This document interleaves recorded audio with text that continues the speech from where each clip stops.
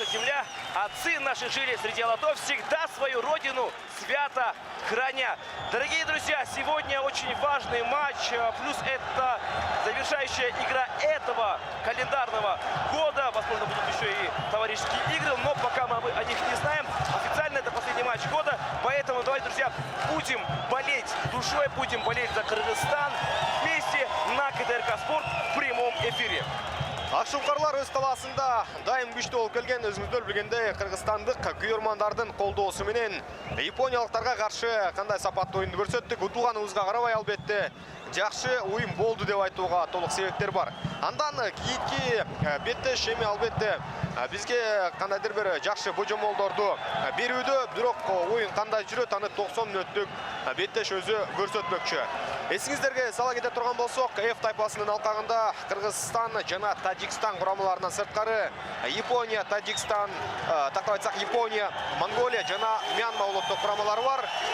Учурда япониялықтар, самурайлар фаворит қатары алдыңғы орында 12 ұпай менен келе жатса, екінші орында Қырғызстан командасы 6 ұпай менен жана Таджикстан құрамасы ошондой эле 6 ұпайды чогултуп, 3-чү орында келе жатқан кезде. Ал эми бүгүнкү беттеште мына ушул 6-чы турдун алкагындагы оюнда Мьянма өз таласында Монголияны жеңип алды. Бул албетте тайпадагы болуп жаткан окуялар. Мьянмалыктар өздөрүнүн маршрутун алмаштыргандан кийин ушундай ийгиликке жетти. Аларда да азыркы учурда 6 ұпай бар. Эми бүгүнкү беттеш албетте бир тагдырды чечүү, кандайдыр бир дүйнө чемпионатына же кубок, Азия кубогуна алып бара турган беттеш эмес, ошентсе дагы маанилүү эки команда үчүн тең жоопкерчиликтүү оюн экендигин айта кетебиз. Бүгүн 3 ұпай үчүн чыныгы тиреш орун алат деп күтүүбүз. Безусловно, этот матч является очень важным для той и для другой сборной, учитывая, что в нашей группе образовался еще один очень опасный соперник в лице Мьянмы, от которой мы не ждали такой прыти. Мьянма у себя дома выиграла Таджикистан 4-3. И чего ждать от Таджикистана, который проигрывает Мьянме, который мы выиграем 7-0 в этом сегодняшнем матче? Я думаю, что это очень обманчиво. Говорить о том, что Таджикистан полностью деморализован и полностью сегодня будет проигран по всем фронтам нам, потому что это Таджикистан, у них прекрасная школа футбола, и я думаю, что сегодня тяжело будет нашей сборной, но я надеюсь, что справимся. Все готово для начала этого матча. Потихоньку уже начнем мы сейчас знакомиться с вами играющих команд.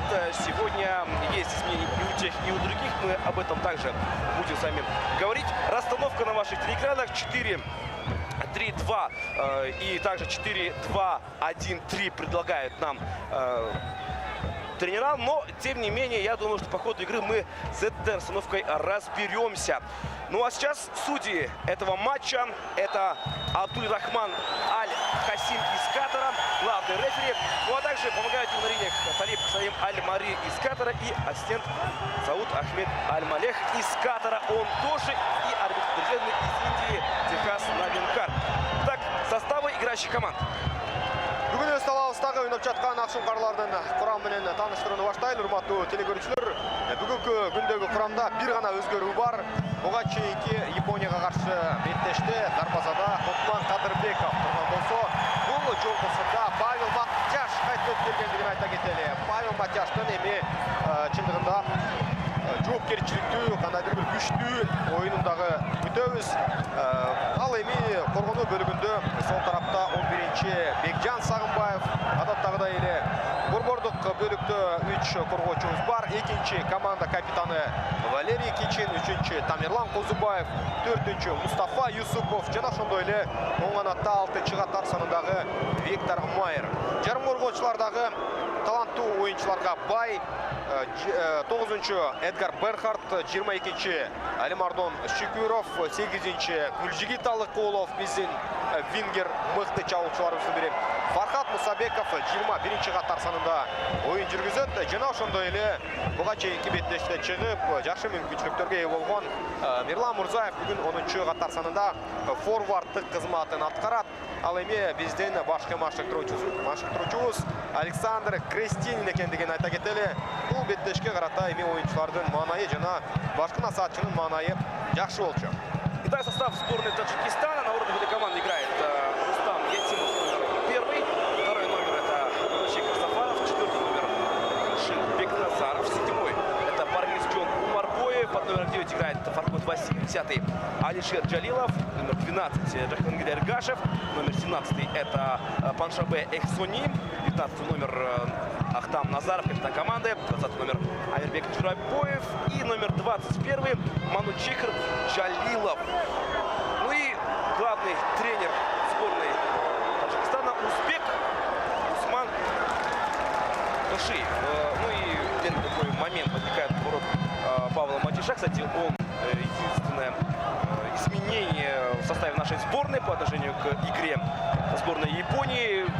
Видно, что все-таки Крестинин решил приберечь, скажем так, молодого вратаря Фуркона Кадырбекова к следующим играм. И на воротах мы видим очень опытного Павла Матиша. Хотя многие уже удивлялись тому, что Футман стоит на воротах в матче со сборной Японии. Но сегодня я думаю, что игра будет такая же, как и с Японией, агрессивная, будут много моментов, будет проявление индивидуального мастерства в лице Гульчигита Алукулова, Алимардона Шукурова, которые в предыдущей игре смогли все-таки показать всему миру всю технику кыргызских футболистов. Они обыгрывали защитников Брюгге, защитников Штутгарта. Ну а здесь по левому краю поля было опасно, но пройти сейчас не удалось защитную линию сборной Таджикистана.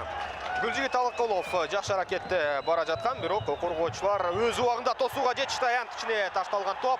Андан ары экинчи кабаттан келген топту тажик оюнчулары жолуктуруп жаткан мезгили. Ошол эле мезгилде сактап калууга мүмкүнчүлүк жаралды.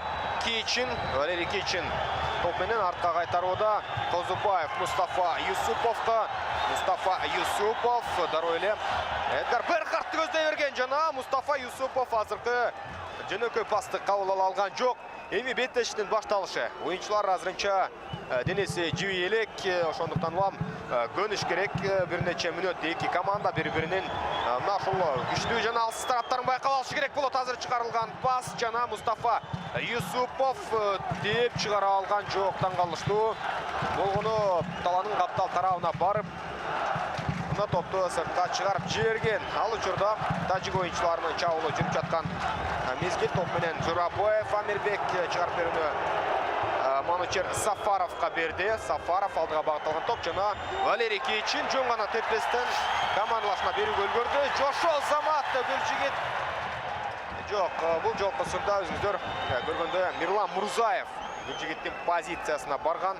Албетте чабуулчулар оюн жүрүшүндө позицияларын алмашып, ыңгайы келгенде туура тарапты көздөй айтылышы керек болду. Жана азыркысында Мирлан Мурзаев топко үлгүрбөй калды.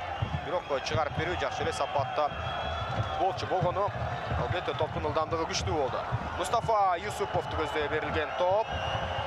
Жана азыр алдыдан варианттарды издейт. Бирок башкы мүнөттөрдө Мустафа Юсуповдун каталары көбүрөөктөй эмнегедир. Бүгүн Тажикстан курамасында дагы өзгөрүүлөр бар экендигин айта кетишибиз керек. Бүгүнкү курамда эң негизги коргоочулардын бири болгон Давронжон Эргашев жок. Ал учурда жакшы мүмкүнчүлүк бар жана топ менен Бекжан Сагынбаев. Бекжан дагы да болсо мүмкүнчүлүк бар. Чыгарылган топ жана атаандашы тоскондон кийин дарбаза сызыгын кесип өттү. Дагы азыр буштан чыгарып берүү мүмкүнчүлүк биздин оюнчуларга берилет. Давид сейчас наш левый фланг поля. Бекжан Сагынбаев прекрасно прошел. И вот здесь отдал передачу. Но второй номер сборной Таджикистана — это Манучикр Сафаров. Блокирует и угловой удар, друзья. Подходит к точке Эдгар Берхарт. Все готово. Опасно. Мы любим стандарты, умеем забивать. У нас есть рослые футболисты. Один из них — это Тамерлан Козубаев, которого, я думаю, сейчас будут держать двое. Так оно и есть. Вот третий номер — это Тамерлан Козубаев. Его очень активно блокируют. И рефери из Катара напоминает, что нужно сейчас быть немножко поспокойнее защитникам сборной Таджикистана. Есть свисток. Заброс штрафную площадь. И Алимардон Шукуров бьет поворотом. Жакшы. Ну неплохо, играем. Играем. Демек, даярдалган кандайдыр бир тапсырмалар бар алдын ала. Мындай көтөрүп берүүнү тажик оюнчулары күткөн эмес. Ал эми Алимардон Шукуров таамай тебүүгө сол буту менен аракетин көрдү. И вот еще один игрок сборной Таджикистана на газоне. У них были травмированы игроки. И в повторе сейчас мы видим хороший удар. С лету пробил Алимардон Шукуров. Восходящая звезда кыргызского футбола, который играл в Абдушате. Ну а сейчас играет в клубе первой лиги Турции. Это футбольный клуб Полуспор, кстати говоря. Ну и трибуны скандируют «Кыргызстан, Кыргызстан». Сегодня болельщиков меньше, чем в матче с Японией. Но тем не менее, очень много. Я думаю, что порядка 14 тысяч есть. Может даже больше. На вскидку я сказал. Но тем не менее, очень много любителей футбола сегодня посетили главный матч. Ну, возможно, даже групповой стадии. Потому что многие понимали то, что со сборной Японии, хоть и мы будем играть на равных, но выиграть у них будет очень тяжело. А вот с таджиками нужно бороться, таджиков нужно выигрывать в этом матче. Ну а здесь мы видим 12 номера команды. Это Джахангир Эргашев. Уходит с поля, вроде не хромает, у него там повреждение лица. Я думаю, что он быстро вернется. Есть травмированные, и это плохо у Таджикстана. Ооба, жарақат алған ойыншылары дағы бар. Бұл туралы біз чабуылға чейінгі абалдарда айтып өткенбіз. Азыр эми ойынға көз жүгіртеміз. Қандайдыр бір башаламандық орын алуда. Жақшы Мирлан Мурзаев топ менен алдын көздөй бет алып бара жатқан мезгілі. Мирлан Мурзаев топты таштады. Гүлжигит Алыккулов жана аян күчүнөн атаандаштардын бири өзүңүздөр көргөндөй топко биринчи жолу ойноду. Бирок пенальтини катарлык калыс коюну ойлогон жок эч кандай. Кезектеги чыгарып берүү жана Мустафа Юсуповдун пасы дарегине жетпей кала жаздады. Алдыга көтөрүлгөн топ өтө жакшы бийиктикте бара жаткан кезде, бирок Алимардон Шукуровдун тобу дарегине жеткени менен барганы менен дарбазачы абалда көзөмөлдөдү. Башкы мүнөттөрдө Кыргызстан оюнчуларынын кандайдыр бир үстөмдүгү деле байкалган жок, бирок чабуулдар азыр бар. Ушул чабуулдарды сапатына жеткирүү гана керектелип турган көрүнүштө. Азыр андан ары Гүлжигит Алыккулов өтүүгө мүмкүнчүлүгү бар болчу, бирок калыс тарабынан эч кандай эреже бузуу катталган жок. Андан кийин гана азыр тажик оюнчуларынын бири жерге жыгылды. Демек топаларда ал эми бул Алимардон Шукуров буга чейин чабуулга катышкан оюнчулардын бири. Эми бул жерде эреже бузуу болгон жок. Чынын айтканда Гүлжигит Алыккулов өзү барып андан ары чалынып калган болчу. Беттештин 10-минутасы жыйынтыгына чыгып бара жаткан кези. Азыр эки команданын эми чабуулдар боюнча салыштырсак, аракет жана демилге мына ушул акшумкарлар тарапта. Да, об этом говорил уже Крестинин после матча с Японией, о том, что мы атакуем, создаем моменты, но не можем забить. Так, мяч на левом краю поля. Чуть дальше уже передача. Но здесь нужно побороться. Фархад Мусабеков. Нет, отбирает мяч у Фархада сейчас футболисты сборной Таджикистана и переводят сферу на левый край поля. И оттуда вот, видите, как прессингует наша сборная. Вот здесь нужно будет поосторожнее быть, потому что мяч уже на фланге. Бекжан Сагынбаев. И здесь нарушение правил. Видит рефери в этом эпизоде. Резко пытался сейчас Валерий Кичун ввести мяч в игру, но у него это не получилось сделать. Там кто-то из его партнеров по команде не понял. На фланге мяч. Виктор Майер. Майер чуть дальше отыгрывает здесь на Алимардона Шукурова. Шукуров, Берхард. Еще дальше. Валерий Кичин. И передача на Алимардона Шукурова. Сможет ли? Нет. Тяжело было для Мардона здесь за мяч зацепиться. Не хватило скорости. Да и плюс передача была слишком сильной в его сторону. Хотя стоит отметить то, что Алимардон до последнего бежал и пытался мяч догнать. Да, атакуем. Зират был прав, абсолютно мы атакуем, но чего-то не хватает.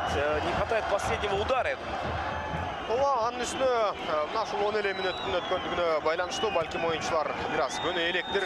Ар бир эле оюндун алдында оюнчуларга карата басым болот. Өзгөчө биз өз дубалдар жардам берет дейбиз. Бирок ошол эле учурда өз дубалдар басымды дагы ошондой эле берет. Андыктан жоопкерчиликти сезип ойноп жаткандан кийин акшумкарларга бир аз кыйын да болуп жатышы мүмкүн. Оң тараф аркылуу азыр чебер түрдө Виктор Майер өтүп бара жаткан. Жана бул жолкусунда Парвизжон Омарбаев ережені бұзғандығын көруді. Тажик құрамасындағы ең қымбат ойыншы азыр ережені бұзды. Ал туралы да қалды да сөз қылауыз. Ал ұшырда сол қанат арқылы шабуыл бар. Өтірілген топ, бұл топ жақсы келе жатқандай. Өте биік болды, бірақ дәректүү жана топқа жетші Полимардан ойнаған Виктор Майер. Майерді шығарған тобы, андан ары Гүлжигит Алыққұлов алдыға өте алған жоқ. Играем. Уже 13 минут. И что мы заметили, на данный момент ни одного момента не было у Таджикистана. Не проходят передачи у них даже. И я вижу, что все-таки некая нервозность чувствуется у футболистов. Бұл ойын шындығында Борбор Азиядағы дерби екендігін белгілі өттік. Андықтан ойыншыларда, аларда дағы басым болып тұрғандай. Азыр ауылға жөнешті. Опасно может быть. Вот здесь нужно постараться не допускать потери в этой зоне. Ошибается здесь защитник сборной Таджикистана, но все-таки, видите, проход по флангу, и там Бекжан Сагымбаев. Хорошо работает Сагымбаев, но нужно было эпизод до конца доиграть. Он поверил в Кичина, Кичин Бекжана, и в итоге могли здесь проиграть позицию футболиста сборной Кыргызстана. Но благо, там игрок таджикской сборной не понял, что произошло. Мұнда учыларды 100% ойнаш керек. Анткени буга чейинки Япония менен болгон беттеш бизге көрсөттү андай каталарды. Андыктан саба калды болуш керек акшумкарлар. Бул жолкусунда жөнөкөй каталарды кетирүү орунду болбойт. Мустафа Юсуповдун оюну азыр пас жагынан алып караганда жетиштүү деңгээлде болбой жаткандай. Анын ары берген тобу же атаандаштарга барып, же болбосо кооптуу түрдө жол түзүп коюуда. Аларга алдыга көтөрүлгөн топ, аянтка дароо эле тажик оюнчулар аракетин жасап көтөрүп көрдү. Дароо алар топтолар замат прессингке барып жатканын көрүүбүз. Азыр аянтка жакын жерде 5 оюнчу жүрөт жана тептирбеш керек. Валерий Кичинге тийип топ артка кайтты. Ошол эле мезгилде экинчи мүмкүнчүлүк бар. Көтөрүлгөн топ жана аянт ичинен мындай учурларда ар бир оюнчу атаандашына каршы чындыгында өзүнүн сапаттуу оюнун көрсөтпөй турган болсо, стандарттык абалдар көтөрүлгөн топтор экинчи кабаттан өтө кооптуу биз үчүн. Ну вот здесь, кстати, проиграл позицию Виктор Майер. Если бы там достал бы игрок сборной Таджикистана мяч, то было бы очень опасно. Вот здесь, видите, он рано прыгнул и поэтому упустил мяч в этой ситуации. Да, сегодня защитники у нас, их номинально трое, но по сути у нас 5 защитников. На фланге Бекжан Сагымбаев и Виктор Майер. Ну, как видите, сегодня у нас тройка защитников. Сразу видно, это Кичин, Козубаев и Мустафа Юсупов, о котором говорил мой коллега. Понятно, что если бы все-таки был в былой форме Азамат Байматов, то Мустафа Юсупов, наверное, в составе мы его не видели бы. Но и Байматов тоже после той травмы еще не оправился. Ну, это фол. Это 100% фол. Гүлжигит Алыкулов пытался пройти уже по центру поля. Ну и здесь рефери из Катара фиксирует нарушение правил. И будет стандарт. Очень техничный Гүлжигит. Его очень трудно остановить без нарушения правил. И вот здесь мы видим то, что Амирбек Джурабоев валит на нашем молодом даровании. Амирбек Джурабоев курамда буга чейин да ойногон. Мында агрессивдүү оюнду бүгүн тажик футболчулары көрсөтүү үчүн келди чындыгында. Анткени Мьянмага каршы оюнда эсиңиздерде болсо, алар буга чейинки 5-турда 4-3 эсебинде жеңилип калган. Аянычтуу утулушкан бул жолкусунда кандай болот? Көрөлү. Азыр стандарттык абал. Кыргызстан курамасы аткарууда. Алдыга көтөрүлгөн топ жана Валерий Кичин топту аянтка таштап бере алган жок башы менен. Буга чейинки оюнда көп учурларды сактады. Ошол эле учурда бириле кетчү нерсе Валерий Кичинден андан күчтүү оюнду да күткөнбүз. Ал эми бул көтөрүлгөн топ так Кичиндин төбөсүнө тийип андан ары сызыктан өткөн экен. Бара-бара беттеш биринчи таймдын ортосуна жакындап барады. Да, пытался сейчас достать до мяча. Кичин достал, но перевести его не получилось. Вот здесь теряет позицию Кичин. Нельзя давать бить. К сожалению, пропускаем, друзья. К сожалению, быстрый гол. 17-я минута. Проблема в уровне. проблемы в обороне у нас есть, и об этом мы уже говорили. В предыдущих играх это было видно, и вот сейчас наглядный пример того, что у нас большие прогрехи в линии защиты. Албетте, ойында кандайдыр бир башаламандыкка сезилип турат.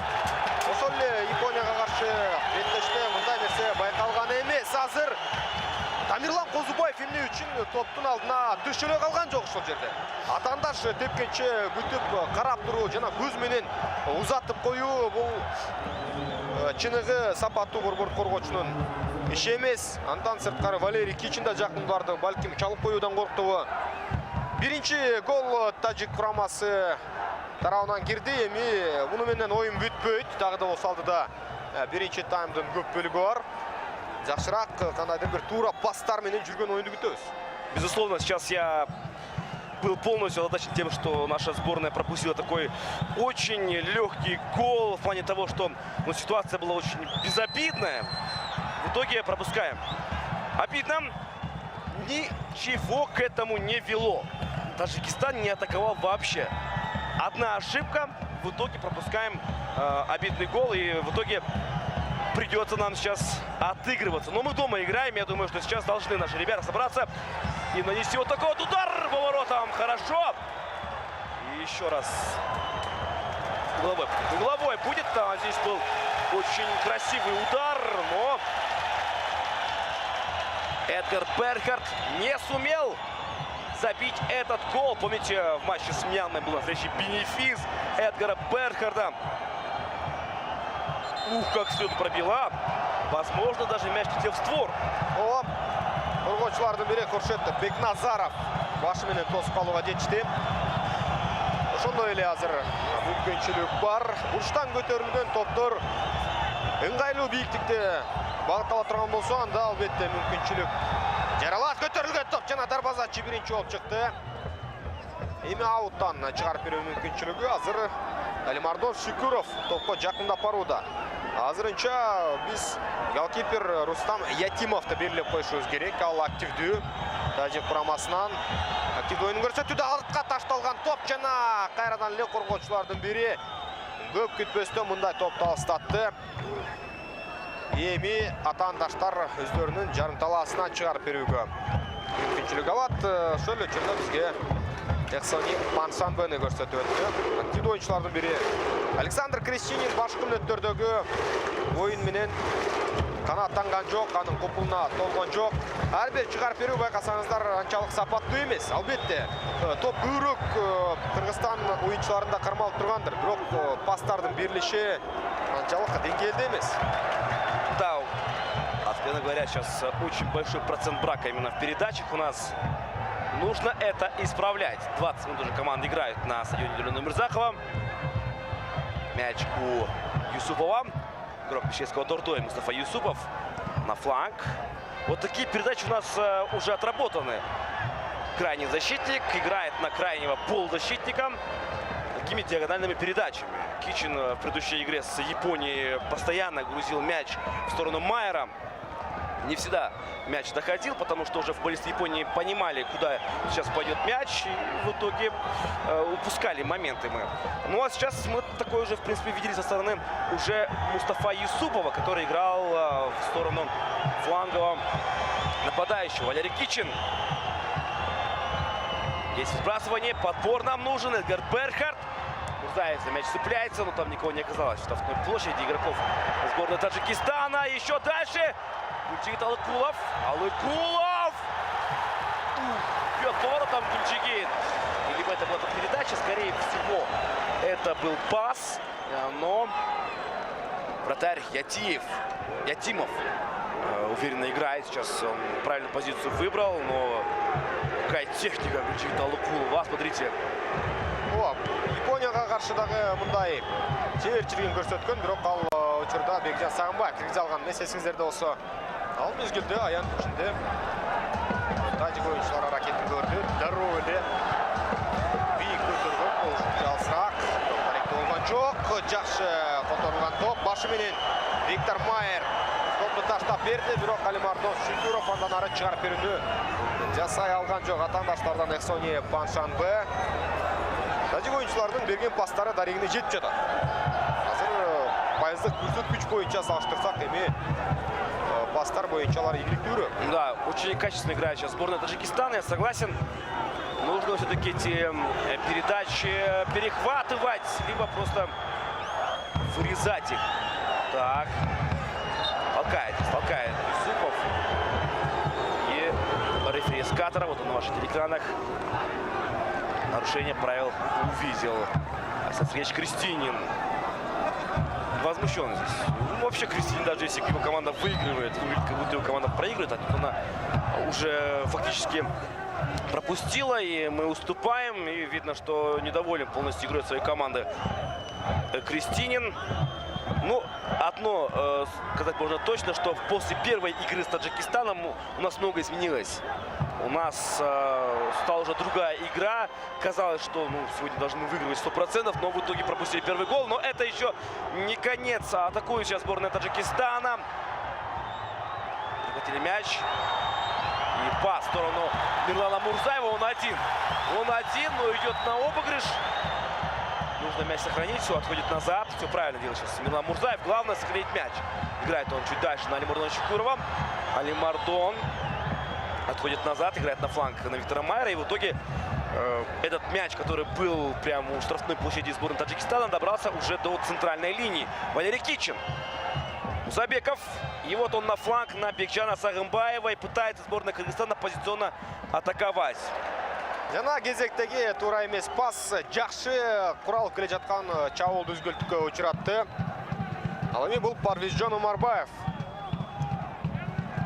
Эң кымбат оюнчу экендигин айта кеттик. Курамдагы ошондой эле бизге Валерий Кичинди көрсөтүп өттү. Ал Кыргызстан курамасындагы трансферлик баасы эң кымбат оюнчу. Бирок бүгүнкү көрөрмандарга мунун бардыгы кызыксыз. Бүгүн көрөрмандар оюнчулардан бир гана 3 упайды талап болуп турган мезгили. Бул эки команданын жеке тирештеринин жыйынтыгында турнирдик жадыбалдагы 2-чи орундун тагдыры чечилет. Дүйнө чемпионатынын кийинки 3-чү раундуна өтө алабы, же болбосо түз эле Азия кубогуна өтүп бара алабы деген суроолорго биз жооп беребиз. Алдыда дагы мындан ары 4 беттеш бар. Бирок дал ушул оюндардан башташ керек. Өзгөчө маанидеги оюндар. Азыр тажик футболчусу жерде жатат, башын кучактап. Атайын бир убакытты созуу аракет эмес бул. Кайсы бир надеемся кызыры келип турган көрөрмандар болсо айтып өтүшүбүз керек. Анткени башкы таймда, биринчи таймда башкы мүнөттөрдө мындай ыкмалар колдонбосо керек. Азыркы учурда жерде мону Чехр Сафаров жатканын көрөбүз. Да, ну, сборная Таджикистана очень такой большой перелет перешла из Мьянмы в Кыргызстан. И плюс эти проблемы с визами, они помешали в полном составе сборной Таджикистана приехать, точнее, прилететь в Кыргызстан. И поэтому поделили на 2 группы. И в итоге последняя группа приехала буквально вот на днях. Я думаю, что это тоже в какой-то степени сыграло роль. Но по игре сейчас мы видим то, что Таджикистан играет очень качественно. Что нас огорчает, очень огорчает то, что наша сборная не может все-таки такой решающий пас довести до адресата. Мы очень хорошо играем в короткий пас, но вот именно дальние передачи, они опасны. Вот здесь по флангу 21 номер сборной Таджикистана. Манучехр Джалилов, автор, кстати, дубля в матче с Мьянмой, здесь играет. Но даже если был дубль, но Таджикистан сенсационно уступил в том матче против Мьянмы. Мяч у сборной Кыргызстана. Кичин дальше. Гульчигит Алыкулов. Алыкулов ищет варианты. Играет сейчас на Бекжан Сагымбаева. Бекжан Сагымбаев здесь. Нужно побыстрее было думать. Побыстрее думать. И тогда, наверное, не сумели бы здесь накрыть эту атаку в боисе сборной Таджикистана. Алар кургонуда байкасаңыздар, жалпы командасы менен иш алып барып жаткан кези бир голду киргизип алгандан кийин мындан ары атандаштардын күчтүү чабуулдары учурунда мындан да мыкты коргонушу мүмкүн. Жалпы командасы менен. кезектегі пас эми ауадан басқа мұқтаж беле ойыншылар белгісіз алдыға шығарылған топ Яқсани Паншанбе бағыттады, бирок даректи болған жоқ. Жана азыр дагы да болсо өздөрүнүн карамагында калтырууда. Каптал тараптан чыгарып берет. Тажик оюнчулары чабуулга барбаса дагы азыр жыйынтык өздөрү үчүн иштеп жатат. Жана Яқсани Паншанбе азыр стимуляциянын жардамы менен Виктор Майерге карата сары кагазды бергиси келдиби. Мындай ыкмалардагы эми амал көйлүк катары колдонулушу мүмкүн, бирок албетте оюнчу өзүнүн кыймылы сырттан кандай көрүнүп жатканын да байкашы керек. Азыр башкы калыс топту ашумкарларга берет. Мустафа Юсупов Валерий Кийчинди көздөй багыттады. Валерий Кийчин дароо алдыдагы Бекжан Сагынбаевке багыттоодо. Бекжан өзү топто алып бара турган оюнчу жана жөнөкөй жерден атаандашына тартырып жиберди. Манучехов, Жалилов эч кандай кыйынчылыксыз алдын тосуп койду. Буга чейинки учур эми мынчалык тоолонуп кете тургандай түрткөн эмес Виктор Майер. Ал эми ушул жерде байкасаңыздар абадан күчтүү күрөш жүргөн.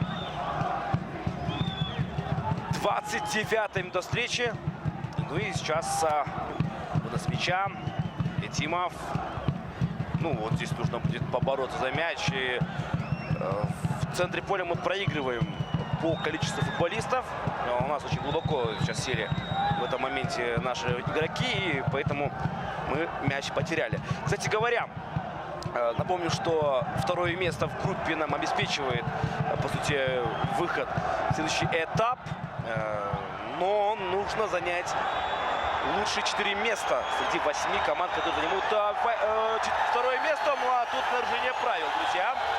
Давайте попозже о наших перспективах, потому что здесь есть перспектива гола в этом моменте, потому что стандартное положение. Алимардон Шукуров с мячом, и Гульчик Талдыкулов, как он проходил, и в итоге очень жестко на нем фалит сейчас Амирбек Журабоев. Амирбек Журабоевдун биринчи эреже бузулса эмес, буга чейин дагы эсиңдерде болсо жыккан оюнчулардын бирин. Эгер мындай эреже бузуу берет турган болсо, анда сары кагазда көрсөтүлүшү ыктымал. Вот здесь, я думаю, можно было, потому что была перспективная атака, и здесь Журабоев атаку эту прервал. Кичин и Берхард у точки. Түз эле тебүүгө мүмкүнчүлүк барбы? Же болбосо абага көтөрүп береби, азыр чогуу байкайлы. Я думаю, что Берхард может сейчас забросить. Же Кичин собуту менен тег берет. Может, конечно. 3 игрока в стенке у Таджикистана. И одна стенка в лице Милана Мурзаева. Мындай учурларды пайдаланыш керек. Кичин будет бить. Ух, ближний угол бьет Кичин. Мяч вынесли таджики, и момент хороший был. Хороший удар. Но вратарь был готов. И, кстати говоря, сейчас нам нужно показать вратаря сборной Таджикистана. Он на газоне. И резко встает и поднимает руки. Но здесь атакует сборная Кыргызстана. Алимардон Шукуров. Алимардон Шукуров хорошо сейчас играет на Майера, но Майер не понял. Бирок жетип алды. Бирок дагы да болсо ылдамдыгын күчөтүп жетти. Мустафа Юсупов алар менен Кийчинге, Кийчин андан ары Эдгар Берхардка. Берхард, ошол эле Фархат Мусабеков жана Алимардон Шукуров сыяктуу оюнчулар алар менен жарым коргоочулардан топ чабуулчуларга жетип, андан ары кандайдыр бир чабуул ишке кирери күтүлүп жатат. Бирок бир оюнду өзүнүн мойнуна алган лидер жок болуп жаткандай азыр. Албетте Гүлжигит буга чейин өнөп жаткан, бирок ал болгону 19 гана жашта, жакында эле чыкты жаңылбасам. Жана азыр бир кураманын жүгүн өз мойнуна көтөргөн деңгээлге жеттиби?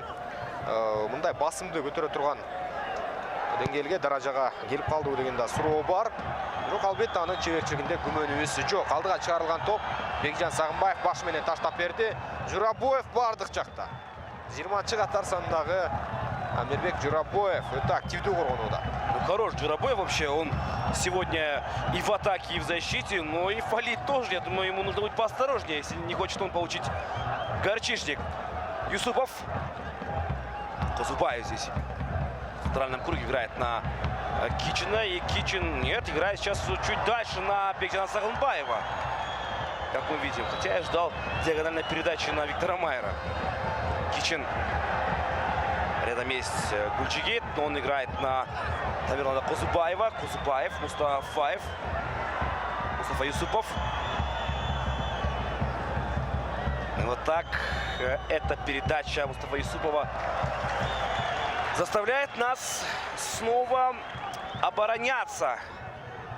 К сожалению, таких прям ударов опасных мы еще не видели с игры. Ну, был хороший удар Кичина, но, в принципе, вратарь должен был такой удар фиксировать. А так, чтобы прям ахнуть, такого не было. Ова кандайдыр бир кокустуктарга ишенүү таптакыр туура эмес. Команда позициялык чабуулдарды жасап барып, аракеттин көрүш керек. Али Мардондун берген тобун атаандаштардын бири тосуп калды. Андан ары тажик курамасы аракетин улаганга мүмкүнчүлүк алууда. Жок, эч кандай эреже бузуу жок. Эдгар Берхард топту берди. Жакшы. Али Мардон Шүкүрөвдүн чыгарып берген. Жок, Фаркат Мусабеков болгону жана андан ары Бекжан Сагынбаевдин берген тобу атаандашка тийип дарбаза сызыгын кесип өттү. Бул экрандагы Манучер Сафаров. Манучер Сафаров дагы бүгүн ошол согунатта келген кыргыз оюнчуларынын чабуулун бир топ ирет токтотууда. Бул оң канатка жооп берген оюнчулардын бири, андыктан мындай чабуулдарга активдүү кошулууда, тактап айтсак токтотууга. Көтөрүлгөн топ, жакшы мүмкүнчүлүк бар жана! Виктор Майер болгон, андан сырткары Али Мардон болчу. Кичиндин көтөргөн тобу экинчи кабаттан азыр жетип кала жаздады. Дагы да болсо Мирлан Мурзаевде мүмкүнчүлүк бар. Мирлан Мурзаев артты көздөй багыттады жана көтөрүлгөн топ, бирок Ятимовдун өзүнө көптөгөн топтор Ятимовго барып жатат. Да, ожидаемо было слишком сейчас со стороны Эдгара Берхарда, но ну, вроде как создаем что-то, какое-то движение в штрафной площади, есть это движение, вроде атакуем, но вот завершающего даже удара этого нет. В матче со сборной Японии нам, ну, то есть весло японцам то, что вратарь там вытаскивал просто, а здесь вратарь, в принципе, стоит на месте, он ничего сверхъестественного не делает, он стоит на месте, но наши не бьют. Гудят трибуны. Вообще у нас великолепный стадион в плане того, что болельщики постоянно активны. Болельщики у нас любят футбол. Но в этом матче футболисты, откровенно говоря, играют не так, как ждали любители футбола. Валерий Кичин. Передача чуть дальше. И вот здесь нужно будет прострелить штрафную площадь. Не удается. Хотя есть угловой. Бекжан Сагынбаев Гүлжигит Алыкуловдой болуп атаандаштардан өтө албай жатат, байкасаңыздар.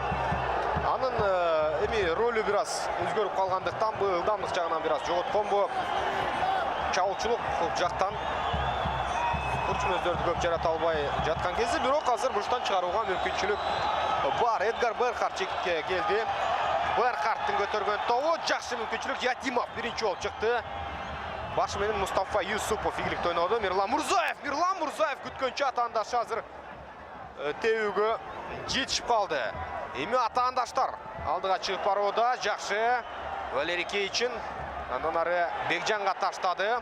Али Мардон жана Виктор Майердин канаты бош калган. Бул албетте туура эмес, берилген пастан улам жаралды. Валерий Кичиндин берген пасын таланын жарым бөлүгүнөн атаандаштар тосуп алды дагы каршы чабуулга чыгып келе жаткан кезде. Бирок алардын деле кандайдыр бир оюну токтоп калганда, эми ойнош керек. 37-я минута встречи. Ну и вот сейчас нужно будет нашим ребятам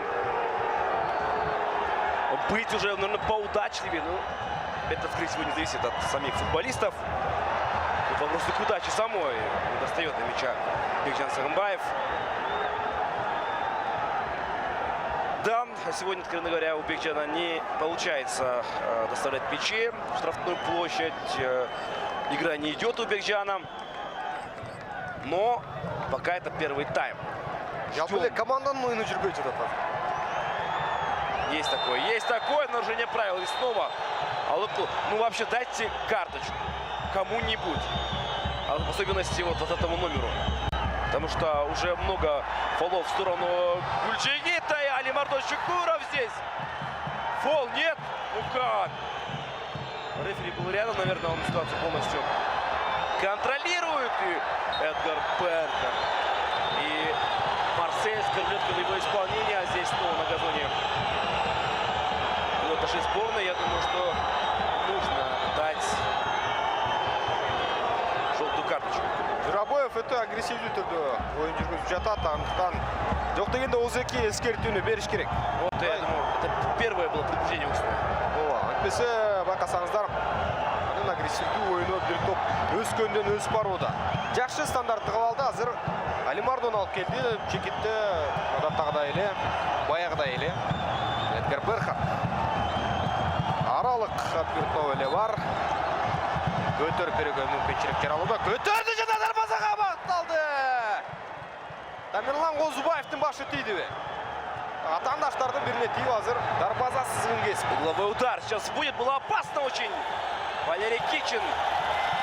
У флажка. И будет он снова мяч в штрафную площадь. Валера разыграли с Мирланом. Кичин. Идет сам Кичин, бьет поворотом. Блокирует сейчас защитники. И в итоге нужно будет сейчас поосторожнее быть. Атакуют таджики. Выходит Матяш. Хорошо. Матяш вовремя вышел и ситуацию он вывел на нет. Бекжан. На ближнего. Фархат Мусабеков. Хороший пас. И вот здесь, смотрите, как увидел Фархат Мусабеков открывавшегося Алимардон Шукурова, но тоже получилось не точно. Атандаштардын кетирген катасы өтө эле көп. Өздөрүнүн аянтында кетирген катасынын саны өскөндөн өсүп баратат. Бирок аларды жазалай албай жаткан учурдай көрүнүүдө байкасаңыздар. Азыр бул мезгилде көрсөк, Алимардонду көздөй багытталган. Ятимов тосуп кала алды. Эмнегедир оюнчулардын реализациясы аткаруусу мыкты эместе. Жакшы пас. Гүлжигит кайрадан Алимардонго. Бирок Алимардондун бутунан тажик оюнчулары тээп чыгарды. Бул коргоочу эмес, Алишер Жалилов болду, жабуучулардын бири. Да, автор того самого гола ворота сборной Кыргызстана в матче в Душанбе. Здесь был передача хорошая. Пытался зацепиться за мяч здесь Мирлан Мурзаев, но не получается. Павел Матяштын атын биз бир эле жолу атадык, ал эми Ятимовдун атын көрөрмандар жаттап деле калды окшойт. Коргоочулардын жакшы эмес оюнунан улам. Тажиктер азыр анчалык деле ойногон жок. Хотя, смотри, и в принципе Ятимов тоже, он не особо сейвов тут совершает. Просто он мяч забирает. Ударов нет, опасно. Опасно тут было. Матяш. Юсупов. Чуть дальше. Берхард. Берхард так разгоняет через фланг. Бекжан Сагынбаев мяч. Подыграл рукой, да. Даже вот с нашей позиции было видно, что Бекжан здесь схитрил, скажем так. У вас повтор, я думаю, будет видно. Оп, и рукой. Да. Сыграл рукой, и реф был рядом и видит. 5 минут до конца первого тайма. 5 минут, чтобы наша сборная забила гол. 5 минут, чтобы все-таки уйти в трибунное помещение с ничей. И все-таки немножко, наверное, расслабленными нервами, по крайней мере. Албетте, экинчи таймга чейин бир голдун кириши улуттук курамга жакшы бир маанайды бермек. Экинчи бөлүккө таптакыр башка оюнчулар чыгат беле. Анткени футбол оюнунда биринчи тайм менен экинчи таймдын ортосундагы чоң айырма болгон учурлар көп эле кездешет. Ошол эле учурда Японияга каршы биз таптакыр башка деңгээлде ойногонбуз. Тажик оюнчулары кандайдыр бир ыңгайсыз атаандаштар болуп жаткандай. Анын үстүнө алардын бардык оюнчулары коргонууда. мындай коргонуу сызыктарын жиреп өтүү дагы оңойго турбайт. Андыктан оңой эмес тапшырма азыр оюнчуларда турган. Гези Виктор Майер корпусту койду, чыгарып берүүнү жасады. Гүлжигит Алыкулов жана атаандаш ийгиликтүү болду. Бул жолкусунда Алимардон жана Гүлжигит жакшы прессинг экөөлүү отуруп азыр чыгарып берүүнү туура эмес жасатты. Аргасынан атаандаштарга жана буту тайып кеткенине байланыштуу Эрлан Мурзаев үлгүргөн эмес. Ал эми Алимардон Шүкүров эреже бузду деп катарлык калыс ышкырыгын жаңыртты. Ну неужели карточку покажет? Неужели? Жок, көрсөтпөш керек. Не, показывают, видишь? Ну, что такое? Вопросы есть к этому рефери, потому что 20-й номер сборной Таджикистана фалил 20 раз, не дали желтую, а тут, ну да, жестко сыграл здесь Алимардон Шүкүров. Сары кагазга жетти беле. Ошол суроо бар чындыгында. Учитывая, что мяч находился все-таки на половине поля сборной Таджикистана, он фалил. Так, Мурзаев. Рукой снова сыграл. Да, гол менен жардам берди. Болушу мүмкүн. Да, возможно. Гудят трибуны сейчас потихоньку. Азыр ар бир оюнчу өзүнүн жеке чеберчилигин көрсөтүү менен алек болбой, командалык оюн керек. Командалык оюн керек. Алыс каралыктан тептирүүдө. И вот здесь атаку разгоняет Валерий Кичин. По флангу идет дальше. Есть на фланге поддержка в лице Мурзаева. И заброс в штрафную площадь. Подбор нужен. Виктор Майер.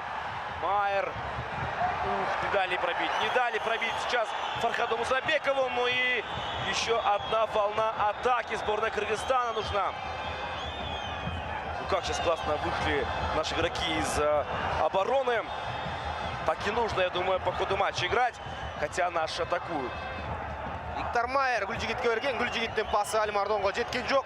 Алимардон менен Гүлжигит бири-бирине көп пастарды чыгарат.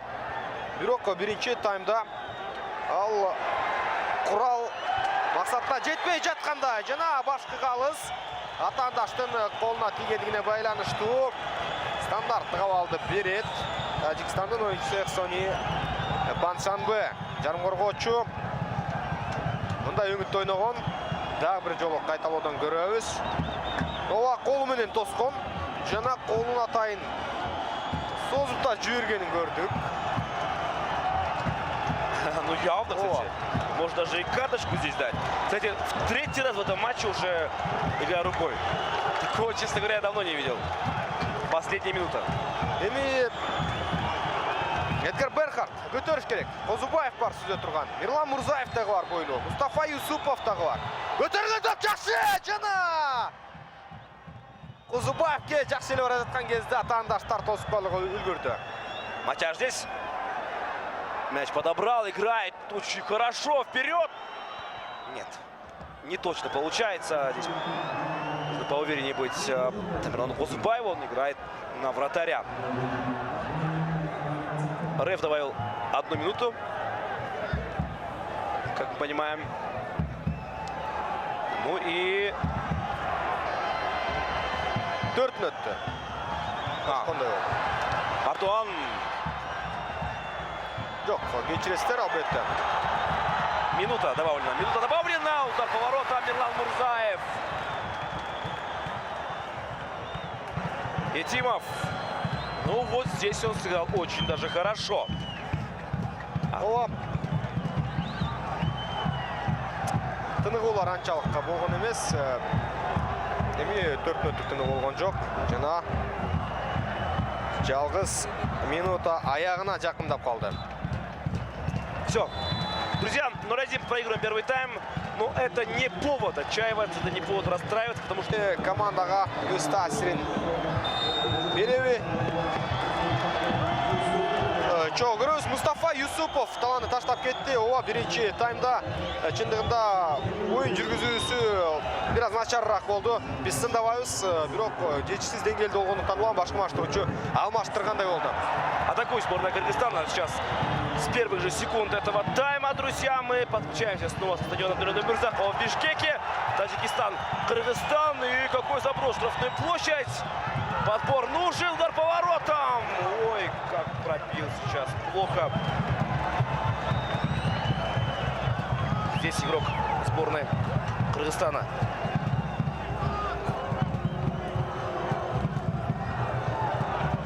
Итак, друзья, что по первому тайму? Моментов было немного у сборной Кыргызстана. Были атаки. Было движение в штрафной площади. Мы пытались добраться до ворот сборной Таджикистана. У Таджикистана моментов-то в принципе не было, но они один такой хороший момент реализовали. Ну, молодцы, что сказать. Атакующая сборная Таджикистана. Опасно может быть. Здесь нужно не давать пробить поворотом. То, что сейчас и делает Валерий Кичин. И фол рефери фиксирует. Итак, друзья, состав играющих команд. Давайте мы сейчас с ними ознакомимся. И желтая карточка показывает сейчас игроку сборной Таджикистана. На воротах у сборной Кыргызстана играет Павел Матяш. Далее защитники у нас здесь Тамерлан Кузубаев, третий, Валерий Кичин, второй номер. Также вышел на поле у нас Кайрат Жигалбекулу, номер 18. А здесь мы видим нарушение правил. Да, оно было. Дальше Майер, шестой номер. Сагымбаев, 11-й. Эдгар Берхард в центре поля играет 9-й номер. И вот здесь атакует снова Кыргызстан, но обороняется хорошо сейчас Таджикистан. 21-й Фархат Мусабеков, номер 8-й Гульчиги Талыкулов, 22-й номер у Алимар Доншикурова и Мирлан Мурзаев, 10-й номер, он на острие атак сборной Кыргызстана. Александр Кристинин, тренер сборной нашей страны. И состав Таджикистана мой коллега сейчас, я думаю, ознакомит. Чоң рахмат, Бексултан. Биз тажик курамын тааныштыраар мурун азыркы эпизодду чогуу байкайлы. Башкы калыс албетте топту кыргыз оюнчуларына берүүдө. Александр Кристинин кандай курамда чыгарды тааныштырабыз. Буга чейин тааныштырып өттүк. Азыр Тажикстандын оюнчуларына өтмөкчүбүз. Биринчи Рустам Ятимов, экинчи Манучер Сафаров, төртүнчү Хуршет Бекназаров, 7-ші Парвизжон Умарбоев, 9-ші Фархот Васиев, 10-ші Алишер Джалилов, 12-ші Жахонгир Эргашев ойын жүргізөт. Жана ошондой эле 17-ші жарым коргоочулардын бири Паншамбе Эхсоне, 19-ші Ахтам Назаров, команда капитаны 20-ші Амирбек Журабоев, биринчи бөлүктө өтө агрессивдүү түрдө албетте командасынын пайдасына ойногон оюнчу. 21-ші катар санында Манучер Жалилов ойын жүргүзүүдө. Булардын башкы машыктыруучусу тууралуу дагы биринчи бөлүктө айтканбыз. Усмон Тошев, Өзбекстандык Кадис 2018 жылдан бери Тажикстанды баштап келет. Жана машыктырып кандайдыр бир чоң максаттарды көздөп келе жаткан адистердин бири. Анда сырткары бирлигечү нерсе калыстык кызматын бүгүн катарлык адис Джасим Абдулрахман Абдулрахман аткарууда. Жардамчылары Альмария Талеп Салем жана ошондой эле Ахмет Сауд. Албетте протоколго байланыштуу биз бардыгын тааныштырып өтөбүз. Экинчи тайм башталды. 50-ші минутта жүрүп бара жаткан кезде топ менен азыр Валерий Кичин борбордук бөлүктө коргоочуну алмаштыргандан кийин эми Александр Кристинин эмнени ойлоп таптап болду экен. Жакшы чыгарып берүү, бирок андан ары жеткире алган жок. Алимардон соғанаттан Бекжан Сагымбаев. Пас в центр на Берхарда. Берхард дальше играет на Тамерлана Кузубаева. И вот приходится сейчас Кузубаев играть на Валерия Кичина. Кузубаев боится, я думаю, дальние передачи отправлять. Играет здесь Майер. Удар поворотом в исполнении Сагымбаева, но мяч летит мимо. Но было опасно. Тебиш керек. Тетмейин гол да кирбейт албетте. Бекжан Сагымбаев уагы келгенде дарбазага багыттап көрүүдө. Буга чейин окшошкон эмес. Экинчи таймда бул жолкусунда Майерден кайткан топту жакшы багыттады. Хороший Хороший был удар сейчас. Здесь как пробил, но в створ ворот мяч не полетел. Но с этого второго видим то, что все-таки очень далеко было. Здесь атака сборной Кыргызстана. Но отобрали мяч таджикские футболисты. Неплохо играют они. Пас на фланг. Бекджан здесь. 12 номер сборной Таджикистана. И без фола отбирает, да. Бекджан в этом тайме один из самых активных. И ошибок с его стороны мы не видим. Наоборот, он очень плодотворно играет в этом тайме. Но всего лишь 5 минут сыграно. Но биринчи таймдан сабақ алу азыр. Акшымқарлар ошого жараша ойын жүргізуші керек. Тамерлан Қозыбаев жақсы биіктікте көтерді. Виктор Майерге Қайрат Жырғалбекұлы берген, бирок жеткен жоқ. Кошол замат тажик ойыншыларының контр чабуылына гол алудабыз. Топ менен учурда Рахимов болду. Андан ары берилген топ жана Алимардон Шүкүров ала алган жок, бирок арты сызыктан келген Кайрат Жыргалбекұлы. Жакшы. Кайраттын ылдамдыгы мыкты, демек динамиканы командаға бир тойлы кошот. Кичин на Бекджана. Бекджан на фланге. Идет вперед Бекджан. Есть у него пространство, но дальше идти он не захотел. Гульджигит Алыкулов. Ну, здесь Фаргат Мусабеков все пытался сыграть. И вот здесь Гульджигит снова на подборе. Бекджан Сагылбаева. Бекджан. Ой-ой-ой-ой, Бекджан. Никого ж там не было. Куда он играет? Аянт ичинде жакшы аракеттерин жасап көрдү, дагы да болсо. Бүтө элек Эдгар Берхардтын көтөргөн тобу оң канаттан ачылган. Кайрат Жыргалбекұлы жакшы чыгарылды, бирок Алимардон Шүкүровго азыр тамай барбай калды. Анын үстүнө Алсер Жалилов болгон экен. Кайрат Жыргалбекұлы азыр дарбазанын түбүнө жер менен берсе кандай болот эле? Да, но я думаю, что здесь все-таки пытался он сыграть на нужного. Шукуров был в хорошей позиции. Угловой удар. Берхард. Трибуны, вы сами слышите. Заброс штрафную площадь. Удар поворотом. Нет. Виктор Майер пробил выше всех. Прыгнул Виктор. Но мяч летит выше ворот.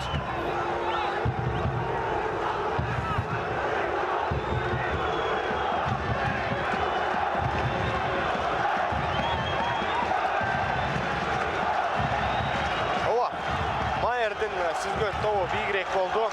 Экинчи таймда шашып дагы ойнош керек, сапаттуу дагы ойнош керек. Андыктан тапсырма өтө эле оор. Биринчи бөлүктө шашты, бирок анчалык сапатты көрсөтө алган жок. Экинчи бөлүктө эми убакыт жетеби?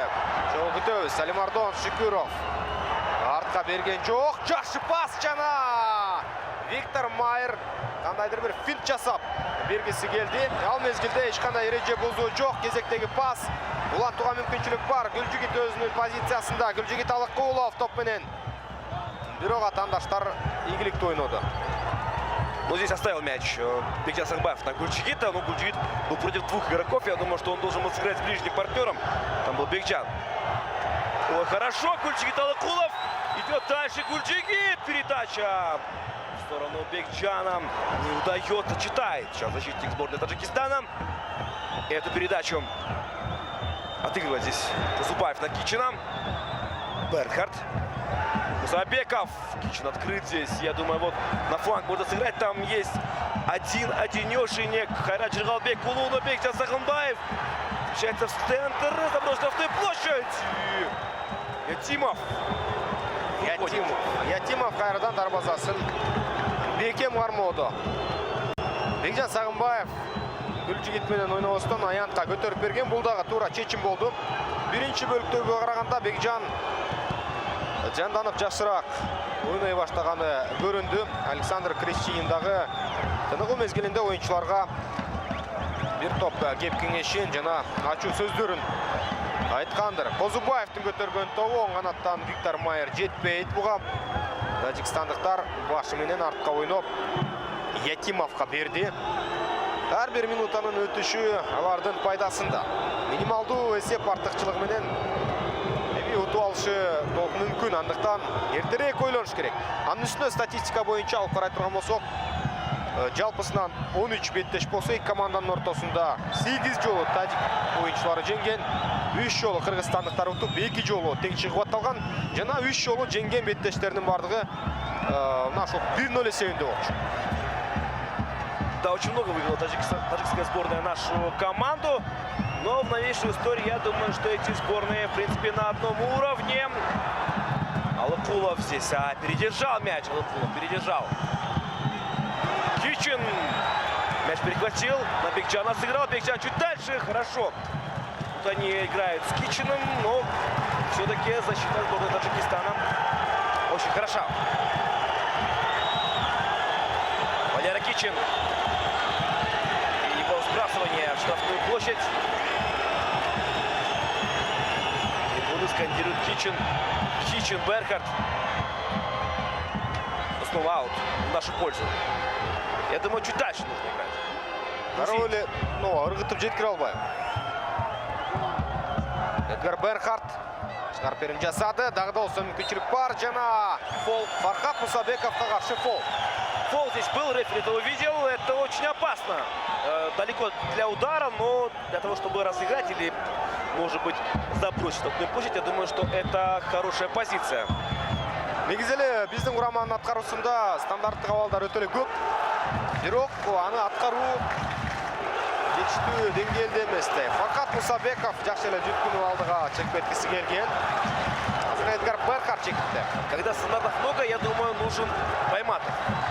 Ооба, Байматов эмнегедир башка өнөттөрдөн чыккан жок. Юсупов ордуна чыкса болот белем. Ал учурда Эдгар Берхард көтөрүп берүүдө жибул сокку Пробил. Экөөнү тең окшошкон. Здесь травма у Ятимова или что? Он даже в первом тайме держался за поясницу, а сейчас, возможно, повреждение руки у кипера сборной Таджикистана. Вот здесь. Он здесь ударил рукой, кстати, перекладину. Есть у Таджикистана Фатхуло Бобоев, это второй кипер. Ну, на всякий случай я сейчас говорю. Здоровье кипера сборной Таджикистана. И его здесь ошибается, кстати. Ошибается при входе мяча в игру. Азыр чабуулдардын бардыгы атаандаштардын жарым аянтчасында жүрүп жатат. Чечкиндүү кыймыл аракеттер керек. Жана башы менен ийгиликсиз ойноду. Сафаровдун башынан кетип азыр бурчтан чыгарып берүүгө дагы бир стандарттык абал бар. Это снова опасно, но со стандартов у нас был один только удар Виктора Майера. Но в остальном вот здесь что-то мяч попал в руку. И атака в исполнении сборной Таджикистана. Матяш выходит. Матяш сегодня хорош. Вот именно на выходах он вовремя выходит. Вовремя ситуацию он берет под свой контроль. Мирлан Мурзаев. Мурзаев сам дальше прорывается и угловой очередной. Дагы бир жолу. Какой стандарт уже по счету я не знаю, но очень много было. Аткарыш керек эң башкысы жетиштүү деңгээлде. Аткарыш керек болот. Көтөрүп берүүгө кайрадан эле Фархат Мусабеков келди. Фархат Мусабеков бурчта көтөрүлгөн топ жакынкы бурчту көздөй барды. Эдгар Берхард. Эдгар Берхард согончок менен Фархатка. Фархаттын көтөргөн тобу Фрунзе көчөсү тарапты көздөй кетти. Азыр oyuncular шашып жаткандай. Менимче бир голду киргизүүнү өтө шашып көздөбөш керек. Азыр топту көбүнчө кармап, сапаттуу пастар менен позициялык аракеттерге барып көрүш керекпи? Анткени oyunculardын шашуусунан бир топ башаламандык дагы да болсо кете элек. Ал башаламандык менен эми гол киргизүү мүмкүн эмести. Башы менен таштап берди. Арткы сызыктан кайрат Эдгар Берхардка. Берхард жакшы пас. Алдыга ачылып Бекжан Сагынбаев бара жатат. Бекжан Сагынбаев атаандаш жакындап калды тезирээк. Ойлоныш керек Гүлжигит Алыкулов. Эмнегедир алдыга чыккан жок. Жана тажик оюнчуларынын бири жерде жаткан мезгили. Сары кагазды калыс кимге көрсөттү? Майер. Виктор Майер. Да. Кстати, вот здесь рефери не видел момент, когда столкнулись Майер и игрок сборной Таджикистана. Это подсказал ему его помощник. Жерде азыр Ахтам Назаров жатат. команда капитаны. Что серьезно сейчас. Что-то серьезно, потому что на поле медбригада. Ну, надеюсь, что все будет хорошо. Я думаю, там показывают таджикские игроки, что играл Майер локтем.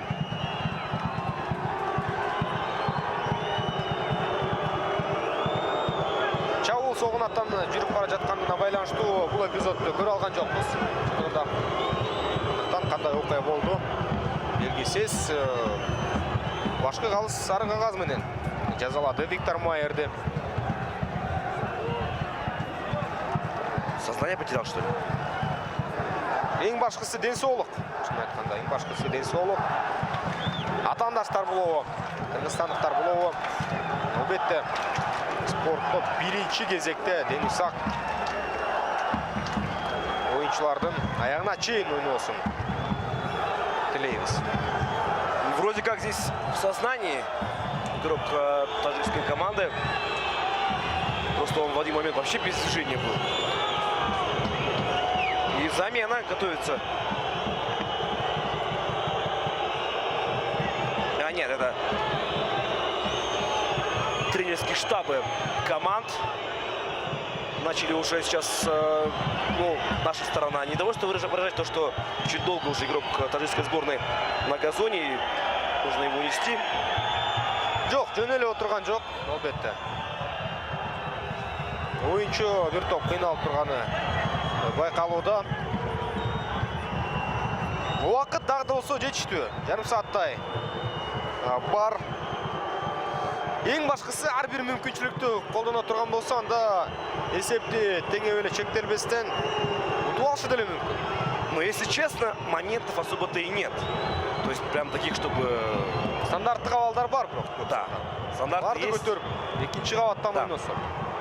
Бирок ошол эле учурда буга чейинки беттештерде андай абалдардан мактана алган эмеспиз. Аткаруу жагынан.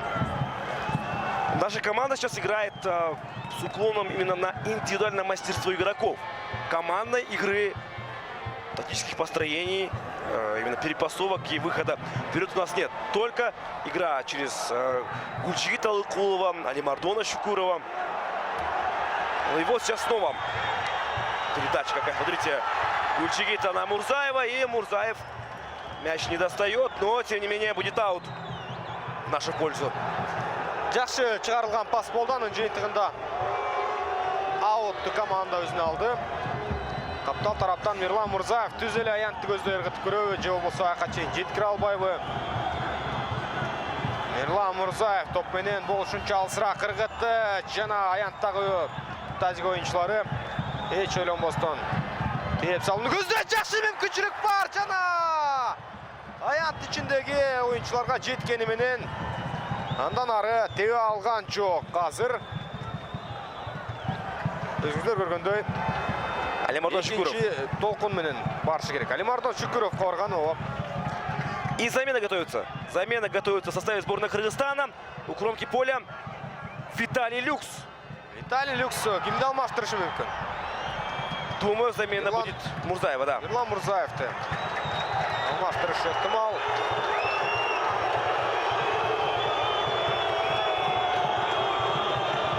Нет, Майер уходит. Виктор Майер. Майер уходит. Смотрите, это значит то, что мы идем ва-банк. Мы идем ва-банк. Майер был хорош, но мы должны забивать, а значит нужен и Мурзаев, и Люкс. Албетте команда утулуп жаткандан кийин чабуулду күчтөөнү Крестинин туура көрдү. Бул чечим өзүнүн түшүмүн береби жокпу? Алда көрөбүз. Ятимов дарбазадан алысыраак багыттоодо.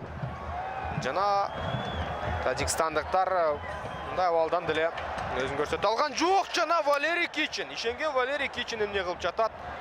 Ошол замат соғанатқа көтөрдү. Жакшы баш менен ойнолгон топ. Андан ары мүмкүнчүлүк бар. Гүлжигит Алыкулов ага каршы эки оюнчу ойноду. Жана Гүлжигит азыр жыгылыш керек болчу. Андан ары барып өзүңүздөр көргөндөй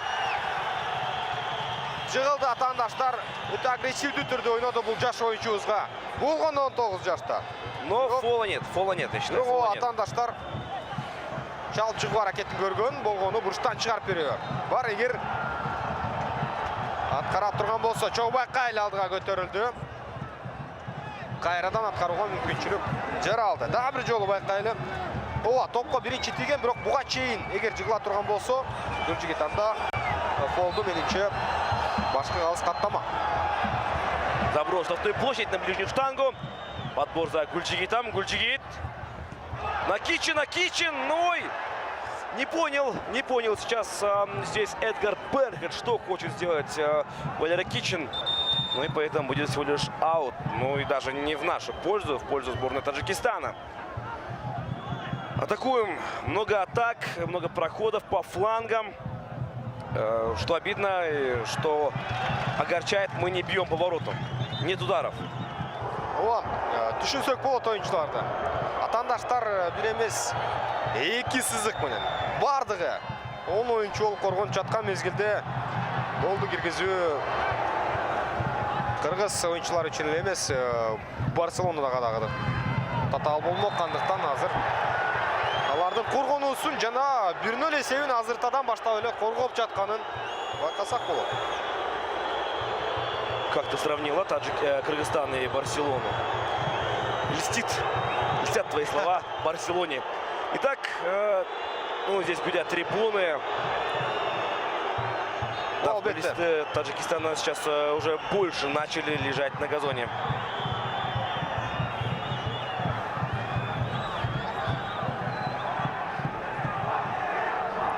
Ну, здесь, смотрите, Кристинин, как он недовольство выражает свое.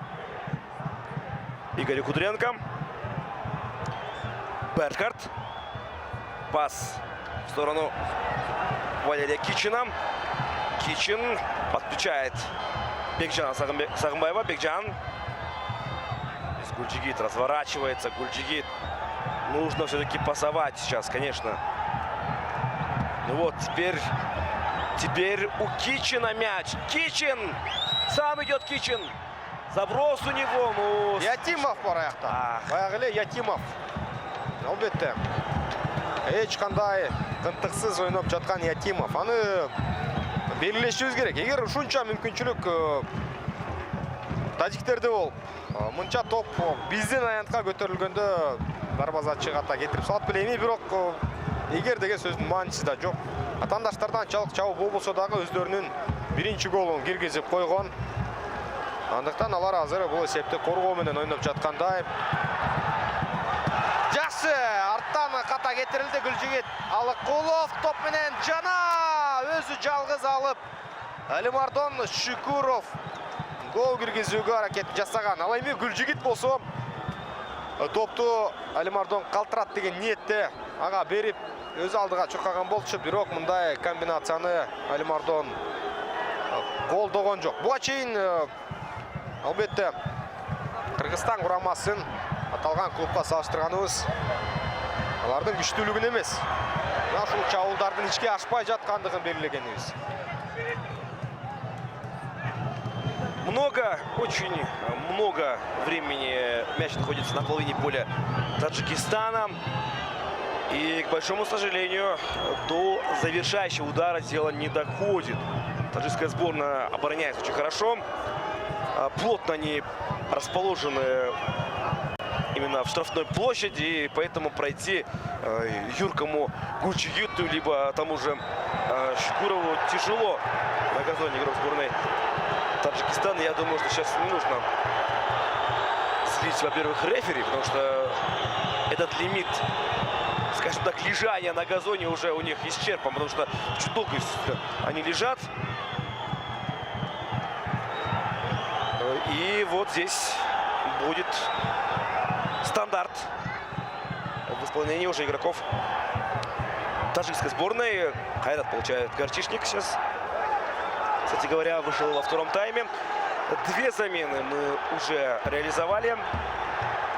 Осталась последняя. Есть заброс, вынос мяча. Люкс. Люкс еще глубоко играет. Люкс хорошо на фланг. И вот здесь нужно бежать.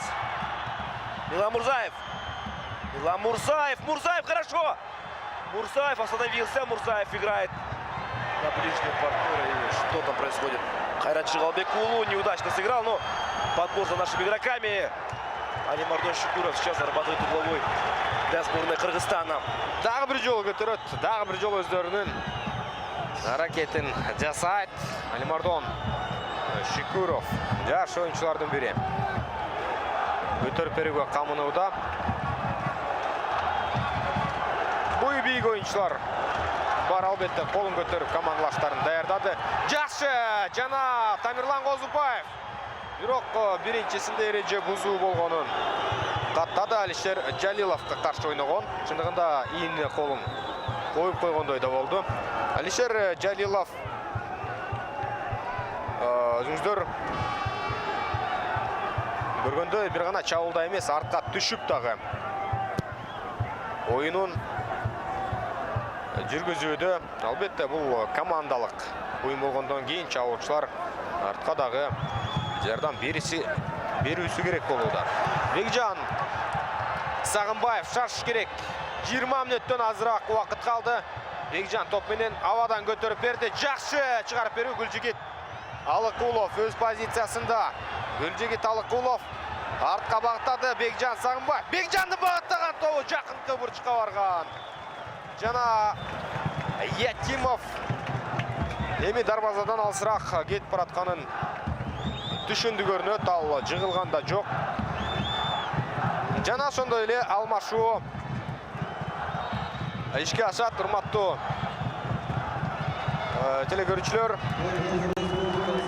азыркы учурда Одилжон Абдрахманов Алимардон Шукуровдун ордуна чыкканын белгилей кетели. Кезектеги алмашуу ишке кирди. Мындан ары мүмкүнчүлүк жок. Бардык алмашуулар жасалганын айта кетишибиз керек. Дагы 18 мүнөттөй убакыт бар. Үмүтүбүз өчөлүк. Да, верим в нашу команду. Перед этим матчем мы верили в победу, во-первых. Были в ней уверены, но сейчас и, по крайней мере, одного гола очень сильно хочется нам. Не было фола. Вышел на поле игрок Ошского Алая Одилжон Абдурахманов. В прошлой игре он тоже вышел на поле, и очень он был активен, надежен. Давайте посмотрим, как же его появление повлияет на ход этой игры. Аут. Таджикистан.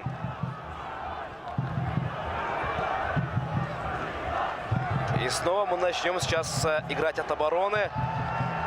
Валерий Кичин, игрок Динамо Минска, играет на фланг. Бекжан Сагынбаев. Бекжан Сагынбаев. Ой, передача была сейчас неточная в его исполнении. И приходится сейчас здесь Валерию Кичину доставать мяч. Очередная атака начинается у Кыргызстана. Тамирлан Козыбаев грузит мяч вперед. Бекжан! Бекжан сам идет. Ну, вот здесь, я думаю, передержал мяч Бекжан. Не получается. Не идет игра у сборной Кыргызстана. Ну, не идет. Биринчи таймдагы оюндан көп деле айырмаланган жок менимче экинчи бөлүктөгү оюн. Кандай башаламандык жүрсө эми ошондой эле жүрүп жаткандыр. Бирок атаандаштардын жарым талаасында көбүрөөк оюн болууда. Валерий Кичин топ менен. Кичин башын көтөрүп командалаштарын издеди. Жакын каралыктагы Бекжандан башка эч ким болгон эмес. Ыңгайлуу Кичинден берген жакшы пасы. Жана Гүлжигит Алыкулов жакшы позицияда. Гүлжигит топ менен тезирээк бериш керек. Бекжан арт тарапта. Бекжанды көтөргөн тобу бир топ алыс. Мурзаев мындай топко жетпейт. Топтун сапаты анчалык болгон жок. Да, друзья. Атакуем. И прекрасное исполнение сейчас было у Гульджигита Алыкулова, но все-таки пройти вперед ему не удалось. Защита была хороша у таджикской сборной. Напомню, что мы не проигрывали дома 3 года до матча с Японией. И обидно будет проиграть второй матч подряд дома. и не самым сильным соперником.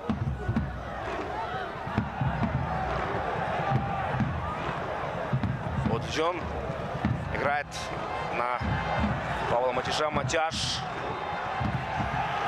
Кичин. Идет вперед Кичин. Разгоняет атаку на Виталия Люкса. И Люкс здесь. Обработка мяча сейчас Люкса подвела. К большому сожалению. И здесь пытался сейчас зацепить за мяч Гульджик Далыкулов. И замена готовится у Таджикистана. Сейчас мы узнаем, кто вместо кого. Мурзаев на фланге теряет мяч. И уже дальше. Вот. Идет вперед Кичин. Падает на газон. И нарушение правил. Рефери фиксирует фол. И с мячом сейчас Павел Матяш устанавливает мяч для Валерия Кичина. Так, Фархад Мусабеков.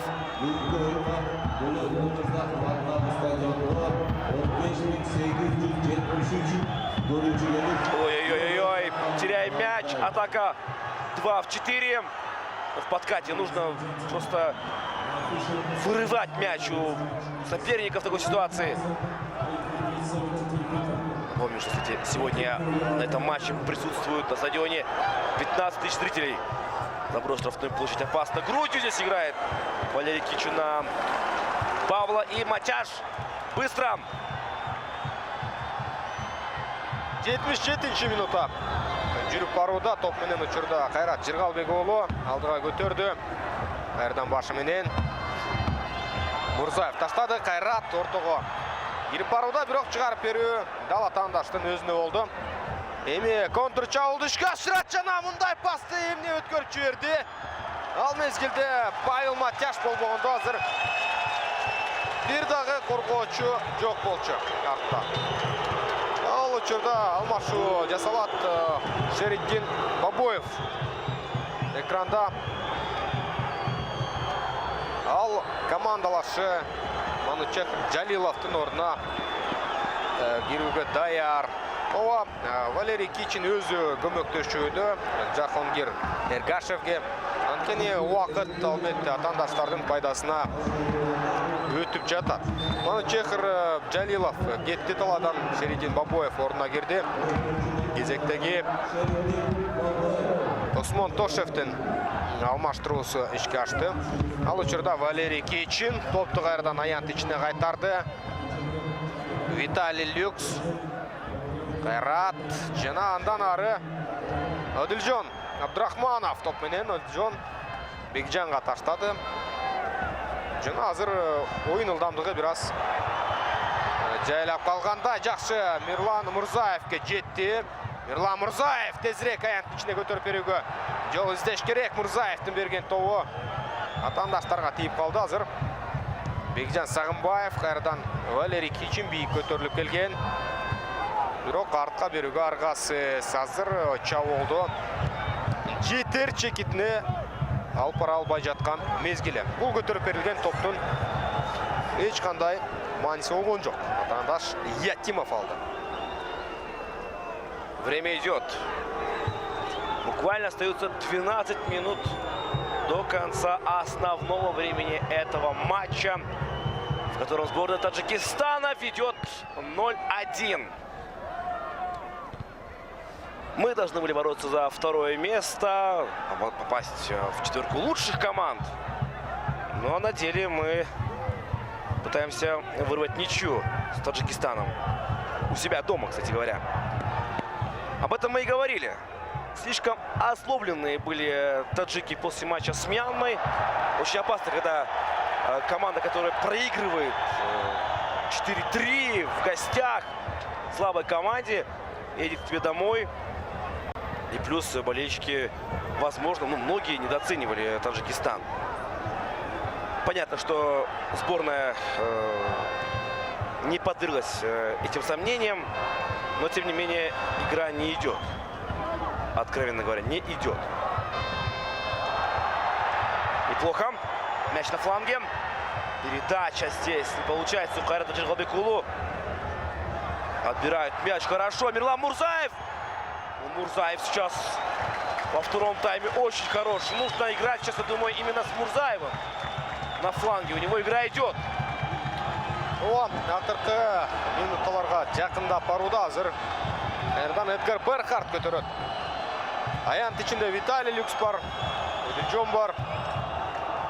Мурзаев, жана Тамерлан Қозыбаев сияқты ойыншылардағы жетіп келді. Берхардтың көтерген тауы, жана Ятимов бірінші болып шықты.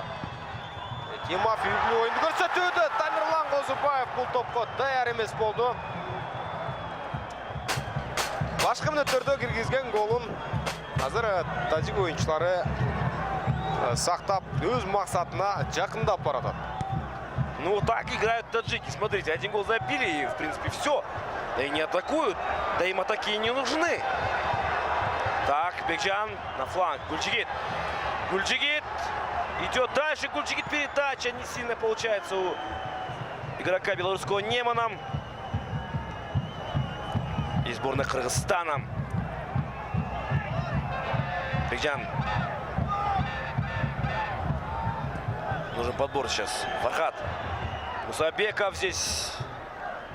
Хозубаев. Дальше на Сагымбаева. Сагымбаев в центр поля, где Валерий Кичин. Валерий Кичин. Семко они играют с Берхардом и бьет поворотом Кичин. Но там удар был блокирован. Валера. Кичин на фланг. Бекжан. Я думаю, будет сейчас заброс. Но аут. Аут у сборной Кыргызстана. Быстро разыграли.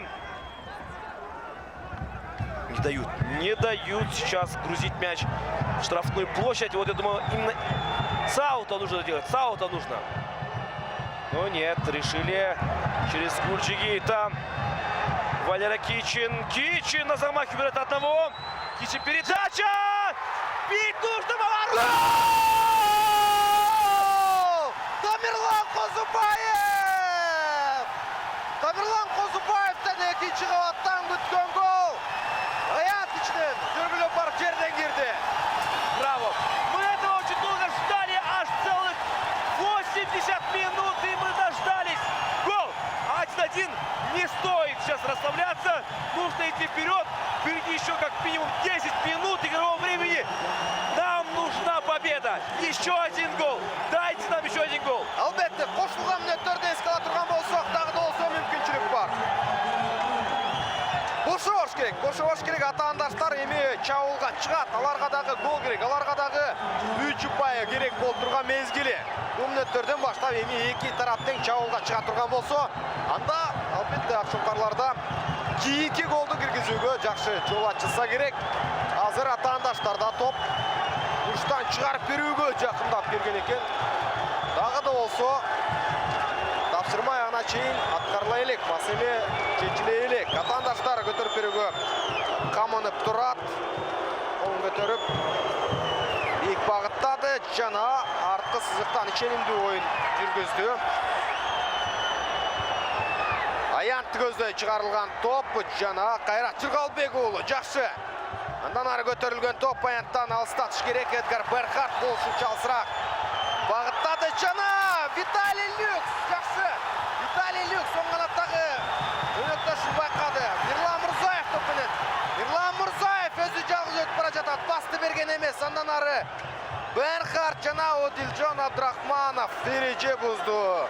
Атаандашын сүзүп чыкты. Алишер Желиловду жана атаандаштарга азыр топ ыйгарылат. Бирок буга чейинки чабуул өтө жакшы мүмкүнчүлүк болчу.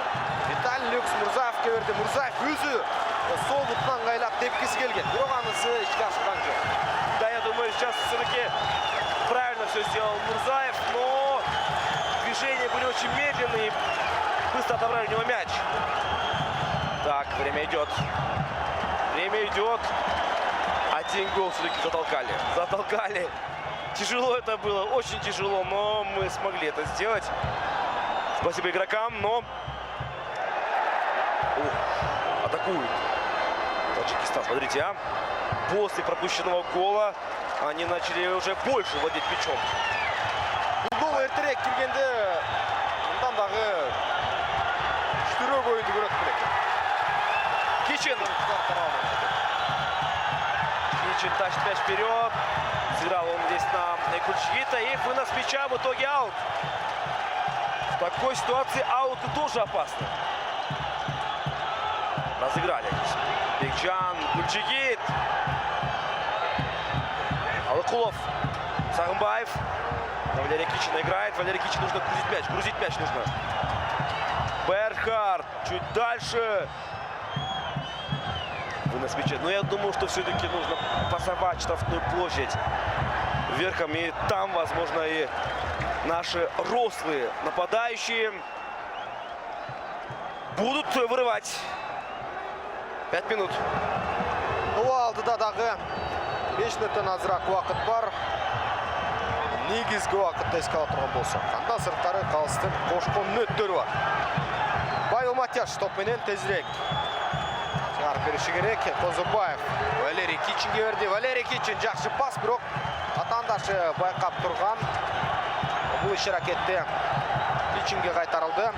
Жақын көніктішік Берхардқа. Берхард. Мирлан Мурзаевті көздей көтерді. Мурзаев топты сақтан қалалау. Жетшеве. Топ кесіп өтелек сызықты. Азамат Мурзаев жетішті.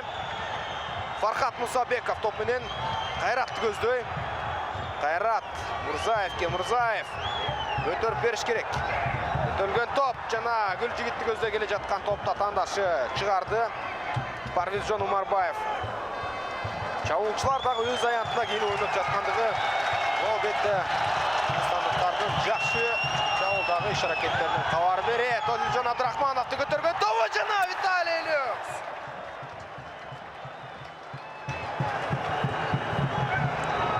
Ну и смотрите, как сейчас стало интересно, когда вышел на поле Одилжан Абдрахманов. Ой-ой-ой, ну... Затяжка времени. Думаю, да.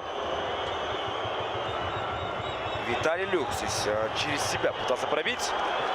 Не сумел он сложиться. Амплитудно пробить не сумел Виталий. И вот даже носилки на поле. Значит, что-то серьезное. Момент с голом. Вот, наконец-то. Круто. Одилжан Абдрахманов байқасаңыздар. Финтменен дарбазаның өзі бағыттаған, андан ары Виталий Люкс дейіп, жана Тамерлан Қозыбаев жақын қаралықтан тейіп қойған.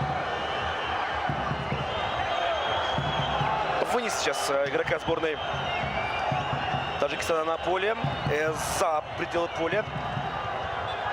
И он встает на ноги сейчас. Резко встал на ноги он. Сам уйти не смог, но потом встал и пошел. Как же быстро лечится сейчас таджикский игрок. А покажите его нам сейчас. Ну, вот как бежит, а? Так, мяч на поле, в воздухе. Упорная борьба за мяч идет. На фланге Гульчигит. Гульчигит Алыкулов. Открывается Бекджан, но Гульчигит сам передержал и... Не упал. Смотрите, Жақсы. троих. Как возит, так Гульчигит. Валерий Кичин. Жақсы.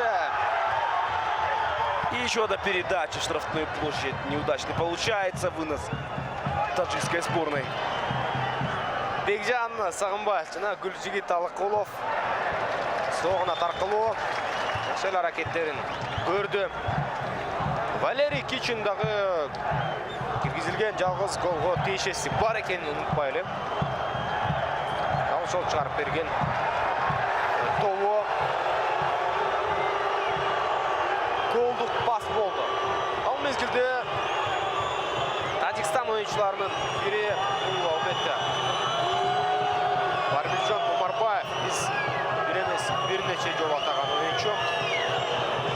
Стандықтардың айып аянтында жүргендігі үшін атаған емес. Қорғауыны да көп қорғанған үшін атаған. Сен қымбат ойыншы олшы. Карточку. Жана. Здесь из-за игрока остановили время, ну и должен он был покинуть поле. Азыр эми Улантуға алыс мүмкіншілік береді. 90 минуттық негізге уақыт жиынтығына келіп жетті. 5 минут уақыт қосылғанын белгілеген үрматы көрермандар. Дағы 5 минут уақыт бар. Ойнас керек есепте жеңішке өзгертуге мүмкіншіліктер бар. Оңғана тарқылы шығарып берілген топ. Қайраттың берген тобын Мирлан Мурзаев қаул алған жоқ. А что так? Вроде можно было, я думаю, догнать. Бірақ чарчады олсы керек еді. Мирлан екінші бөлікті өзгеше ақырқы минуттерді көп емгек жасады. Думаю, здесь Таджикистан согласен на ничью. По именно их действиям так кажется. А наши игроки играют только на победу сейчас. У нас и аут в пользу сборной Кыргызстана. 91-й индустрия уже завершается. Аут. Хайрат. Что у нас случилось? А, замена. Замена в составе сборной Таджикистана. 7-й номер выходит. Это Парнисджон Умарбоев. И на поле появляется 11 номер Мухаммаджон Рахимов. Бұл алмашуменен дағы біраз уақыт өткөріп алышты. Қосылған 5 минутты дағы 3,5 ғана минута қалды. Алдыға жылып бара алған жоқ. Қарт тараптан азыр қайтарылды. Ауттан шығарып беруі мүмкіншілігі қырғыз ойыншыларында Эдгар Бернхард. Бернхард! Неге анчалық ойнады түшініксіз. Жана азыр артқы сызықтан топқа жетіп келіп. Жақшы Фархат Мусабеков экранда. Топ қойнаған оға.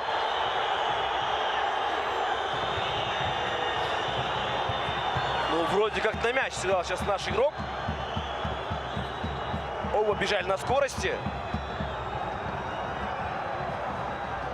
Но рефери увидел в этом моменте нарушение правил. Стандарт. Теперь уже у Таджикистана. Екінші орын үшін күреш шынығы жоғарғы деңгейде жүріп жатады. Бұндай авал стандықтар үшін азыр өте қорқынышты. Стандарт. Поосторожнее нужно быть на этих стандартах. В последних минутах. Удар по воротам. Матяш и сразу. Вперед! Давайте за родину! За Кыргызстан! Люкс! Вот оно лицо крымского футбола на Бернхарда. Бернхард на фланге. Не получилось быстро атаку развить, как хотел Павел Матяш. Валерий Кичин. Кичин дальше. Неплохо. Эдгар Бернхард. Заброс на вторую площадь. Здесь и борьба идет за мяч и вынос. 94-й по встрече уже завершается. Быстро нужно вести. Валерий Кичин играет на Бекчана. Чуть дальше! Перекладина! Перекладина спасает сборную Таджикистана от гола. Дағы 1 минута уақыт бар. Ятимов азыр дарбазасын сақтай алған жоқ. Бирок дарбазаның үстін күстінна тейіп. Дағы бір жолға айтылудан көрөз. Виталий Люкс өте чевер түрді сүзгөн. Бекжан Сағынбаевтың көтерген тобын Сезівандан ары дарбазаның көзде бағыттаған бақшыменен болғыны дарбазаның үстін күстіні команданы сақтап кетті. Ақырқы минута Ятимовтың уақытты созып жатқаны түшінікті. Азыр алардың дарбазасына чаул артынан чаулдар жасалып жатады. Тағы да олса мүмкіншілік бар. 30 секундада тезірек шығарыш керек. Жана бұндай іс-әрекеттердің керегі жоқ. Бұндай іс-әрекеттердің керегі жоқ шындығында. Это провокация была. Это была провокация со стороны таджикского игрока. Алмашуға кіріп келген Шередин Бабоев топ талсырақ тиіп тасалды. Ой-ой-ой, надо успокоить. Здесь массовая драка получается. салқынқандылық сақташ керек. Албетте ешқандай конфликттің керегі жоқ.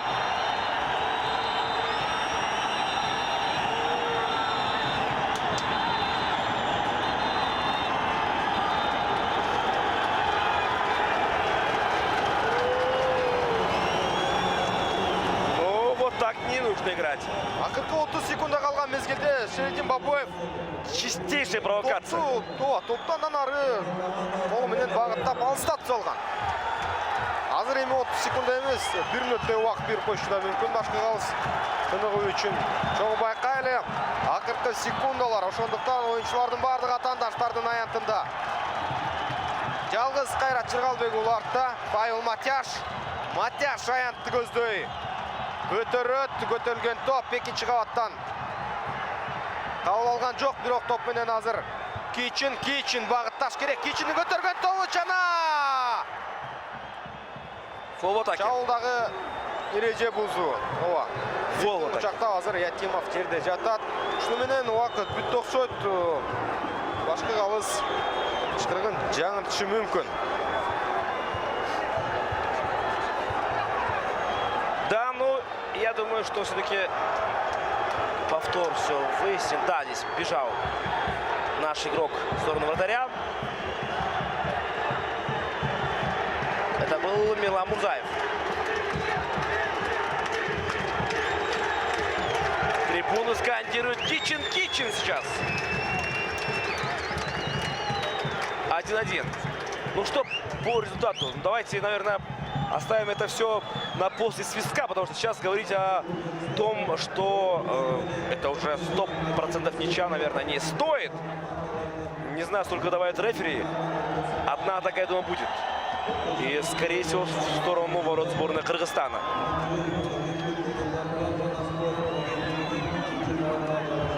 Қосылған 5 минут емес, 7 минут.